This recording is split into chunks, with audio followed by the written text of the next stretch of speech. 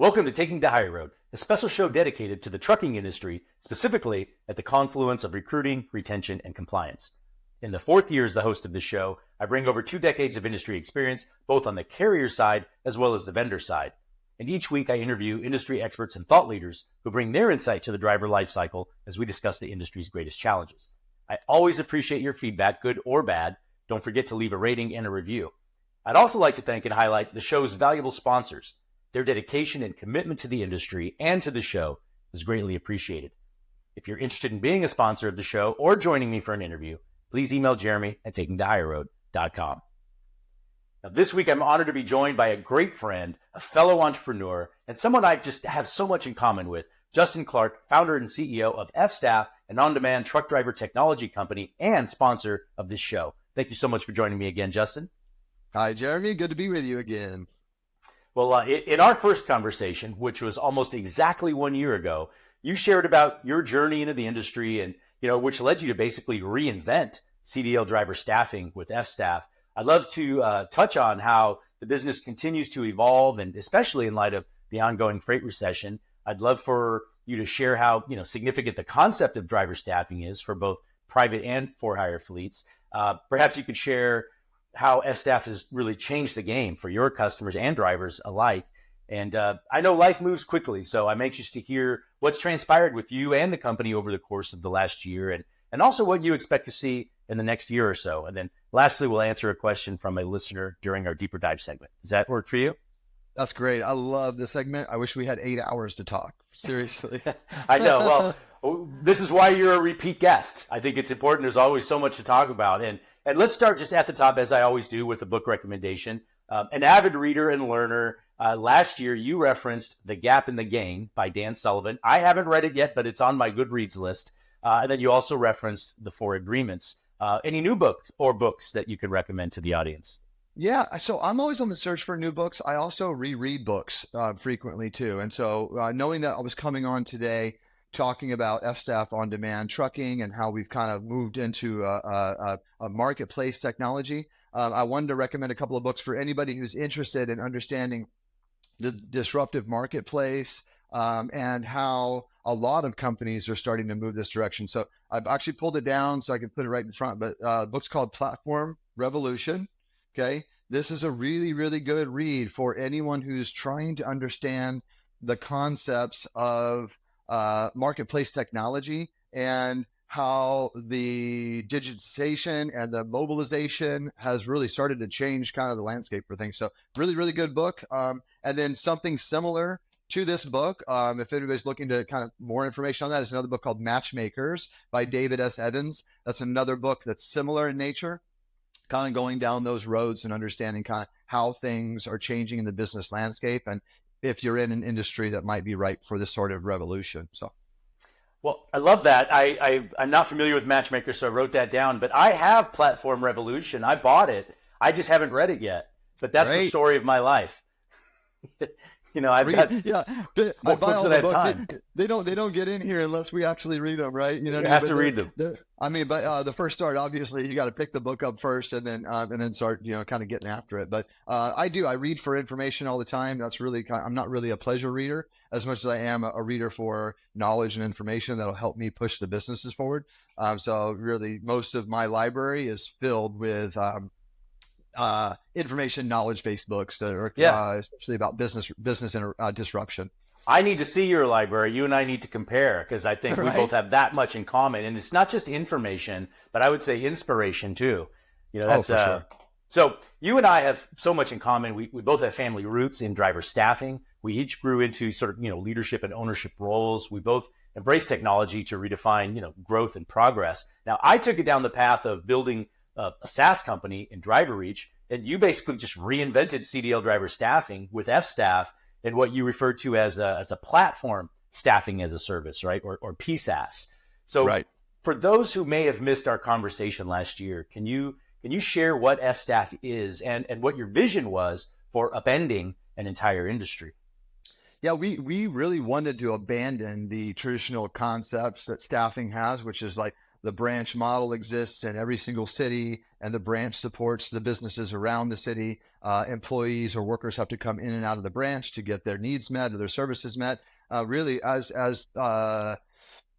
the tech revolution started taking place, I started recognizing there was a lot of areas that we could make changes to the business model and not just revolutionize the business model, but really make the experience better for the customer and for the worker. In our sense, we're in the staffing industry, right? So we help truck drivers match to jobs. We have done that since 2001, and we work with hundreds of different carriers that need drivers either on demand, or they need drivers for projects, or they need drivers for direct hire or permanent placement type of opportunities. So we've been in this business for over 20 years. We understand it really well.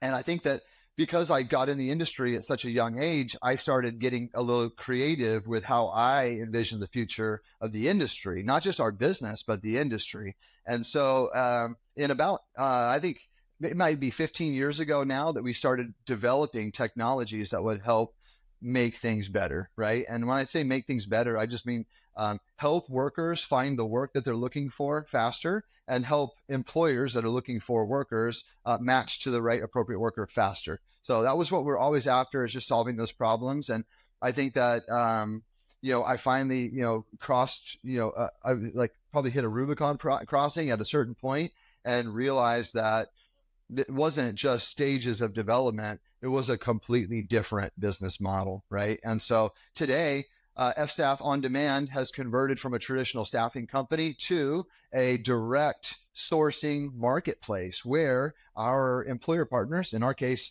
trucking carriers, motor carriers, get to use our technology to find the workers that they're looking for directly, instead of a model, like an old stodgy model like staffing used to provide, where it's just a heavy phone call industry.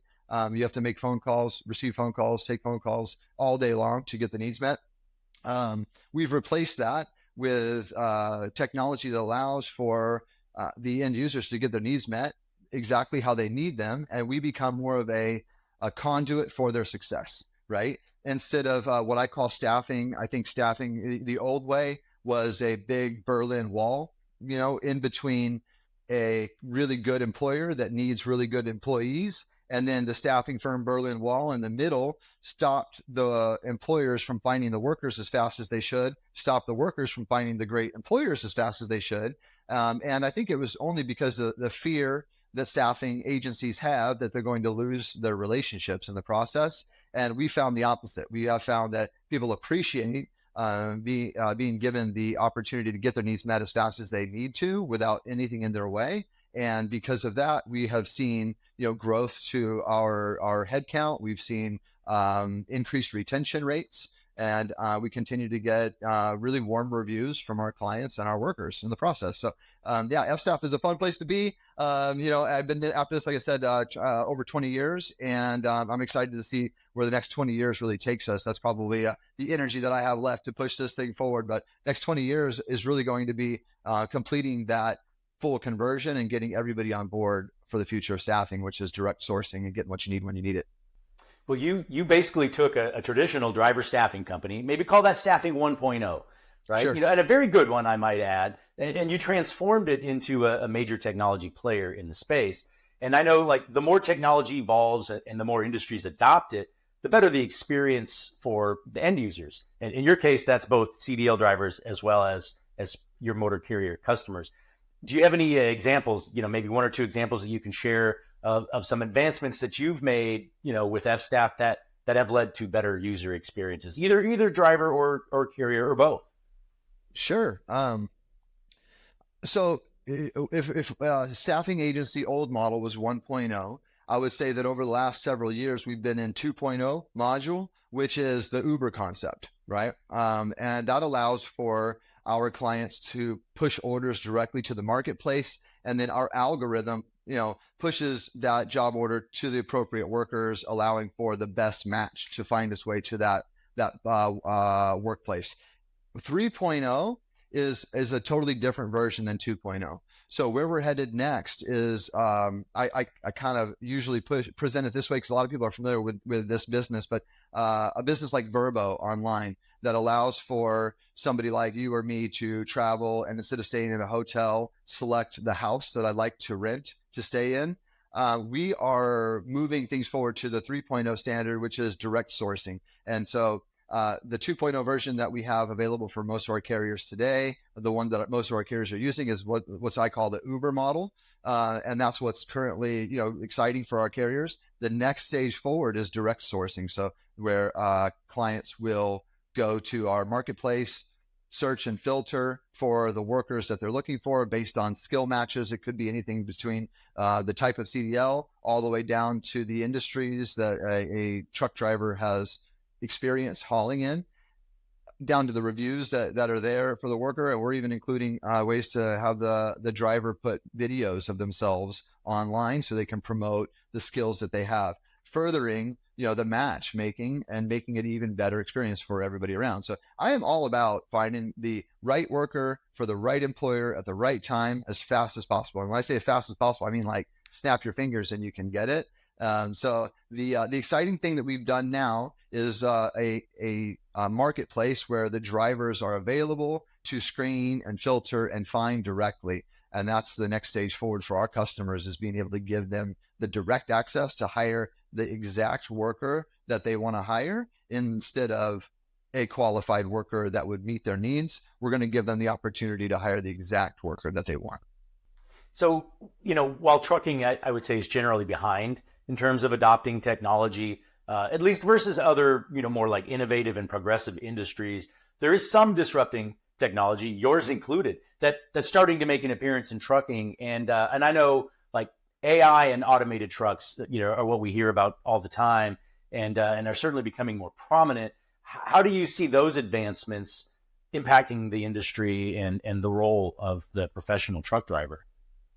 Conceptually, I'm excited about AI trucks, right? Because it will really give trucking the opportunity to take drivers off of the road and put more drivers in positions locally where they get to go home every night. So I really think that AI and autonomous trucking allows for us to get our truck drivers back home, and instead of them being away from home. There'll still always be opportunities for truckers that want to be over the road truck drivers to have those opportunities, but I think AI will reduce the need to have over the road truck drivers and getting them back home. So I think that really the industry will shift a little bit in that we'll have more localized drivers. We'll probably need more small truck drivers in the cities, right? Because there'll be increased capacity because of that. And then AI trucking can take over those longer lanes that are a little bit just, I would call them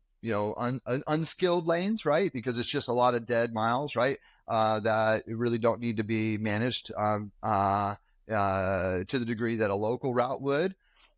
That said, I've seen so many problems, right, that are going to, kind of slow down the opportunity that we have to leverage that concept, right? And so the autonomous trucks that are available currently just don't have the same kind of capacity. A lot of the trucks, especially the electric trucks that they're trying to put on board to put into those worlds, they can't carry the weight load that a traditional diesel engine can. And so a lot of times, like, we'll need to marry some technologies to be able to really get the end result where we need it to be, which is more efficient trucking, right? Like that's really what everybody wants, goods to get where they should as quickly as possible and as safely as possible.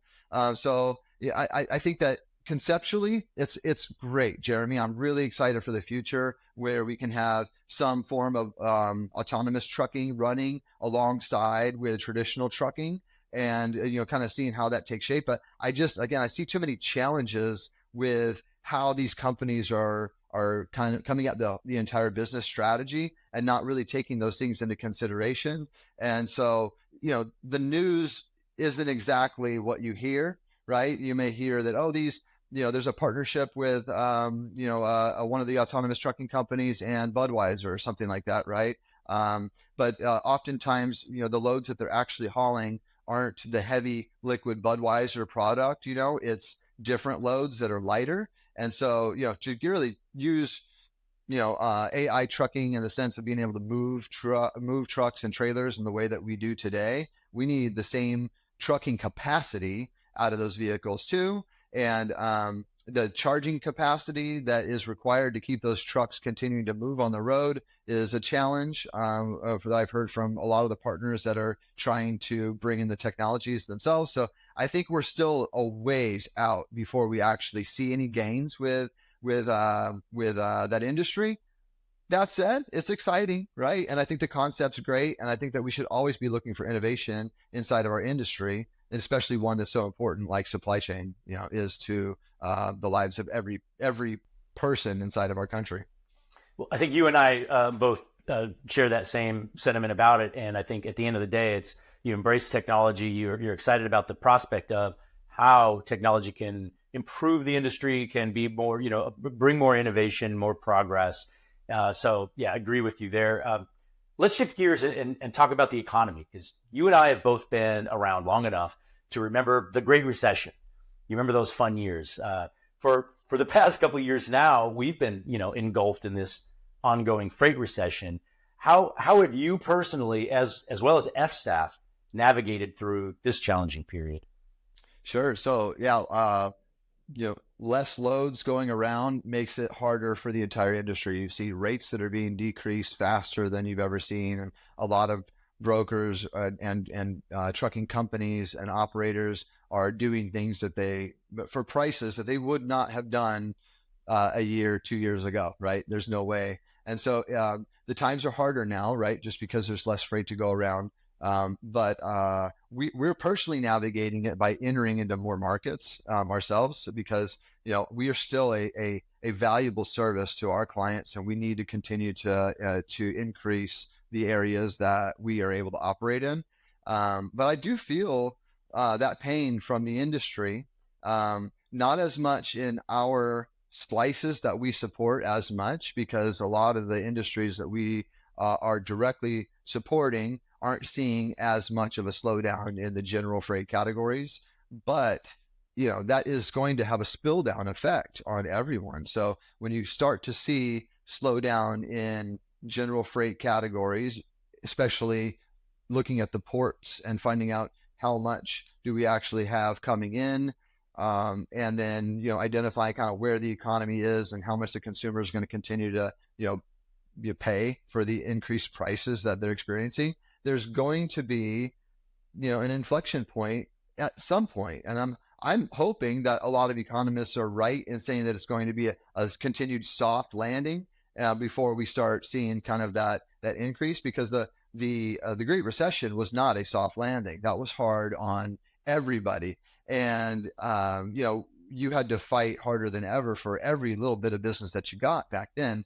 I wouldn't say it's as hard as it was back then yet, but the signs are not looking positive. I wouldn't say for that not to be a factor that we should be ready for. So I see a lot of trucking companies are preparing for that. You and I talked about earlier about a lot of venture capitalist money that came into the trucking industry because they were seeing these huge giant gains and amazing success that the industry was having. And then as they started operating these entities, they realized that there's a lot more challenge there that they maybe weren't ready for. And so they're trying to exit their positions. Some of them by selling the entity or transitioning in another way. Some of them are just getting out of the business and closing shop. And you're seeing some news of some companies that are just closing their doors because they don't want to see any future losses past this point. So they're just deciding to call it quits. I think that you're going to continue to see more of that, right? I mean, the challenges inside the industry aren't going to get easier. And as there's more challenges placed and burdened, on even the smallest carrier that's coming in, they're faced with the same challenges that a lot of the larger carriers are related to regulation and expectations for how they run their business. So I honestly don't see a lot of bright future for small trucking companies coming online until we make first of all, the conditions are right for them to do so again, and maybe that regulations get reduced to the point where there's more excitement for the little guy to come back in. But it's tough, and I feel for the guys in trucking. I mean, that's our world, and I only want more freight, more business than they can put on their trailers, so that they're just continuing to add capacity. And we'll kind of see where the next, I wouldn't even say 12 months. We have an election cycle, coming up. So that'll definitely be a disruptive time regardless. But I'm interested really what the next 24 months does than I am really the shorter cycles. Because I expect a little disruption in the near term. I just want to see kind of how that landing and what the next cycle looks like for the future. And I really don't have a crystal ball on me to kind of look and see what that looks like. But I know that there's going to be future disruption, and the industry should definitely be ready for that. Well, I'm confident that you'll be ready for it, whether it's staffing 3.0 or 4.0, Sure. in 24 months. This is a people, industry, trucking in general, people industry. And I would say at times like these, I think it's important when you have these relationships, you can leverage them, you engage with each other. And sometimes it's self-loathing. Sometimes it's just, some encouragement or some advice. You and I both are members of a driver staffing organization called DECA, which stands for Driver Employer Council of America. And as a former owner of a staffing company, I found the group invaluable, just with so much great content that was really perfectly catered to the CDL driver staffing industry. And now, Driver Reach is an allied member of the group, as driver staffing companies make up a pretty good customer base for us. Can you share the benefits of just being a part of an industry specific organization like that, and how they can improve your business, especially in challenging times like today? In business, and whether you're, really just getting into the industry, whether you're an experienced, seasoned manager, whether you're a leader in this industry, or especially for us, in the C-suite, running and leading our organizations, a network effect is invaluable. I would not be anywhere close to where I am today without the people in my life. So it is, I would say, very important. So I cherish the moments that I have with my friends in DECA, and also in other organizations that I belong to that help support the specific initiatives that I'm trying to do. And so that might be DECA for the for our driver staffing organizations, to be able to connect and engage. And really, like you said, it's somewhat cathartic to just talk with your friends and see that they're dealing with similar issues, and you can find out how did they navigate those things, and then that will help you form your ideas and opinions for what to do in your future. So I definitely think those are invaluable. And whether you're in trucking and you want to be in a group, a local group, there's groups like CSCMP, Council of Supply Chain Management Professionals. That's a really good one that has, a network that you could jump into. And then for me in the staffing industry, I find that my relationships with my friends in the staffing industry and other CEOs that are running other staffing agencies, the same effect that I get from DECA, I get from my friends there on how they're dealing with their specific problems in their industries. So thanks for bringing that up. DECA is really important to me. And I think that for anyone that's listening to this podcast, if you aren't involved with it, some form of an association that helps you increase your network for your business, definitely look for one. And then on the personal side, I would also tell people to look for one or two communities that they could join that would help them explore opportunities to help their own personal communities as well. So I think that networking is a great opportunity for us to work together, because we can't all solve problems on our own. If we can solve problems together, we get there faster. That's why I definitely believe in sharing knowledge and information and doing things like this with guys like you that can bring our ideas out online and get other opinions from other people too, because it's definitely how we sharpen up our ideas and get to the places we want to get to faster.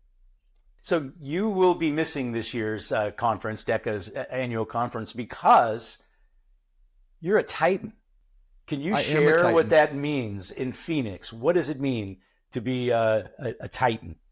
So this is a newer group, again, another network that has been created to honor and recognize disruptive leaders in their specific cities. So we have a specific group of Titans that were recognized this last year. It's called Titan 100. and the group recognizes 100 inspiring, disruptive leaders of organizations that we can come together, celebrate what we're doing, share our ideas together, and it's really an honor to be recognized. I don't do this work that I do for trophies or recognition, but when you do get recognized for the things that you're doing, it does feel great. Titan 100 is a great group of inspiring leaders. Their group is growing, so they are adding Titan groups to more cities. And I think that, if you don't have a Titan group in your city yet, over the next 2-3 years, you most likely will, because they're growing pretty rapidly and expanding their reach. And I'm excited. This is the first year that I was recognized as a Titan, but I will now be an honoree in that group, and I'll continue to network with future Titans as they get recognized year over year. But yeah, I won't be at DECA conference this year because we will have our celebratory award ceremony that's going on the same evening, and I'll be in Phoenix while you guys will be off in Florida. There's no way I could be in two places at once. If I could, I definitely would, for sure. Well, we'll be thinking about you, and congratulations. I'm glad you were able to share that with the audience. I think it's an honor and well deserved. We do have time left for our deeper dive question, and today's deeper dive question is brought to you by Carrier Intelligence. The deeper dive question is, what are some recruiting hacks to attract drivers so we don't have to spend so much on advertising that doesn't always work? I know that you're recruiting and hiring drivers every day, all day long. Yeah. Is there anything that you can share maybe that that are some hacks? First, the way that we're most successful in that world is by hiring experts. So you really want to hire some experts that can help you navigate that. Because it's something that you need to be continuously doing. So recruiting and focusing on your lead gen costs and how much time it takes to get applicants coming through is really important.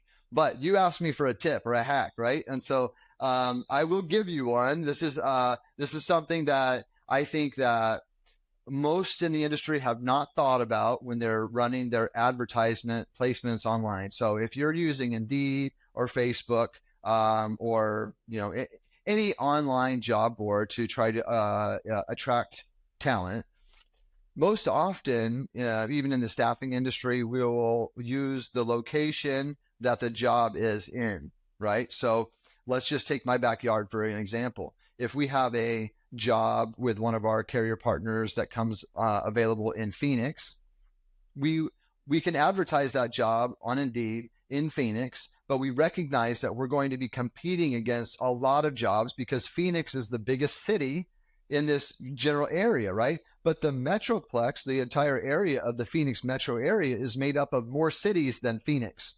So what we have found is by putting the job ad in a city that's adjacent to the city that you're looking for, and hopefully a smaller city. In our case, like let's say Glendale, Arizona is adjacent to Phoenix, Arizona, but Glendale's a smaller population, and workers that are coming online to look for job opportunities are likely going to search first in the city that they live in. They will still drive a little ways to the job. So by marketing the jobs to smaller cities, you're able to acquire a stronger attraction to the audience you're trying to acquire, and then they will drive 10 minutes to go to work. So that is the biggest hack that I could probably give your audience, is to look at the zip codes that you're marketing and maybe alter the zip codes to be adjacent cities and see if that helps you attract a stronger audience from the talent community, and potentially could even reduce the costs that you pay to acquire those leads. That's what we found in both cases. We were able to increase the volume, decrease the cost by changing the zip code. Interesting. Yeah, and an excellent point. Thanks for that hack. For those listeners here who may be intrigued by the progressive, innovative mind that they just heard, what's the best way for them to find you and to inquire about the possibility of partnering with F-Staff? Sure. I'm pretty alive on LinkedIn community. So if you go to LinkedIn, search Justin Clarke, you will find me online. And then, really, if you want to just email me, I am active, I'm engaged, and I love this industry. So if anybody wants to chat, talk about the industry, where it's headed, what's going on, or maybe how we might be able to partner together, you can email me at jclarke, that's got an E on the end, so jclarke @fstaff.com, and let's connect. And fstaff.com is the URL, the web address as well, correct? Absolutely. For sure. Awesome. Well, thank you so much for joining me, Justin. I always appreciate your energy, your passion, and always enjoy chatting with you. Thank you, Jeremy. And thank you for taking the higher road with me. Stay tuned for the next episode as I'm joined by Brent Dorfman, the CEO of the company I founded, DriverReach. And once again, special thanks to the sponsors of this show. We really appreciate you. If you're interested in being a sponsor or joining me for an interview, please email Jeremy at takingthehigherroad.com. Until next time, thank you for taking the higher road.